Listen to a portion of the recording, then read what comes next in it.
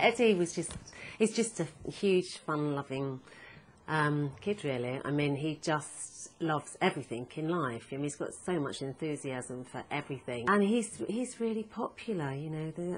I mean, everybody loves him. They call him the Master. When he was travelling on his gap year with the 8 boys that he went with, nobody did anything without asking Eddie first, because he organised everything, and they looked up to him. I mean, a lot of them wouldn't have done so much travelling if it hadn't have been for Eddie sort of getting it all organised. He's a lovely kid. He's just a beautiful boy. I don't know anyone that knows Eddie that really doesn't like him. He's got a fantastic smile, gets on brilliantly with people. He's an adventurer and loves travel. We can understand why he would want to go and travel in the Far East and all the attractions that it has. He's a very resourceful boy. The reason we're worried is the total lack of contact. So Eddie was entered into Leeds University on the 20th of September, and he was doing a degree in Asian Pacific and Management Studies, and he was there for 3 weeks, and then on the 4th of October, that's when he disappeared. And then I never had any word from him until the 20th of October, when he sent me a long email explaining to me that he couldn't understand why university life wasn't for him, but it wasn't.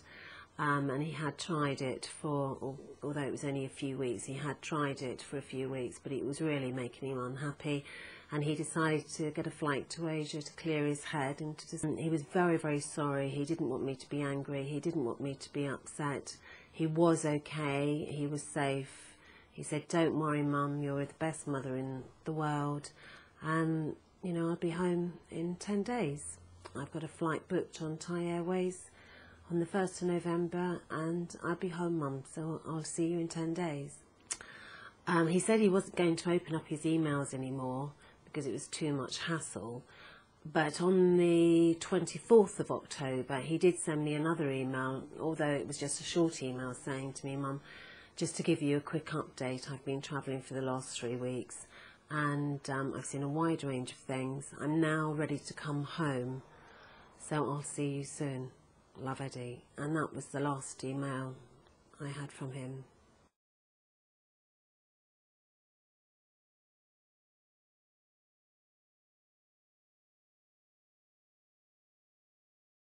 Mike and I went to the airport, that's his dad, and I went to the airport to collect him on the 1st of November, and he never even showed up in Bangkok to collect the flight.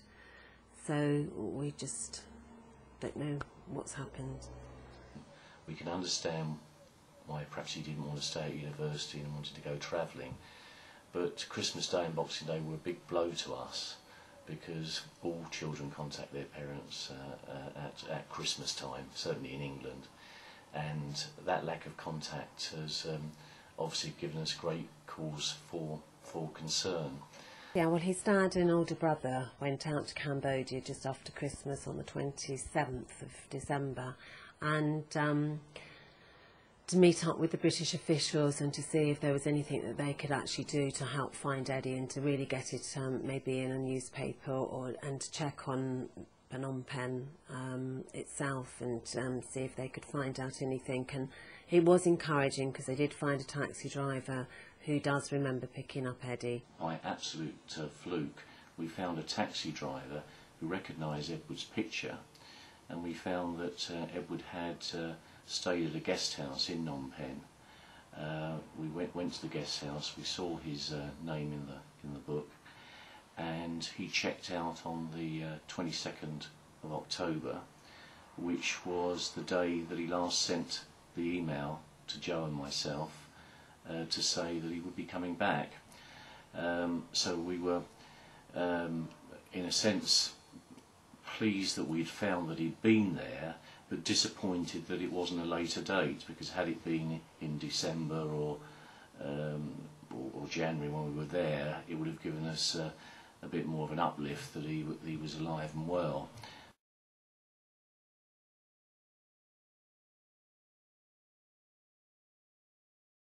Alright, so Ed, we're really missing you here.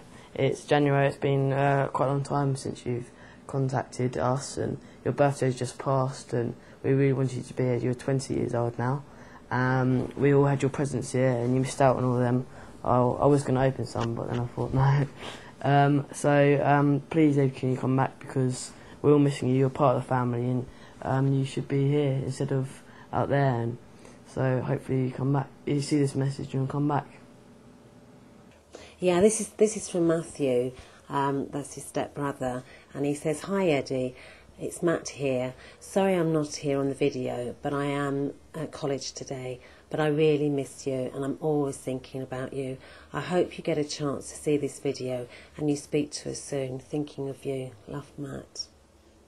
I just hope that if somebody looks at this video and recognises Ed and sees what kind of family that he comes from, maybe they just feel inside, my gosh, you know, I've got to make contact. I have seen Eddie, or maybe they've just sort of had a sighting of him, or maybe they know somebody that has met him, just literally to get in contact with me, so that I could just have a little bit of peace of mind. I can just sleep for one night knowing that he is alive, and that hopefully he'll be okay. Because, you know, Eddie is such a big character that there's just one huge hole left there for us, and you know, we try as hard as we can to remain positive, but the other, you know, sometimes it's just so difficult, and I want him back. I miss him, and I just miss him, and I want him home. I want him with us.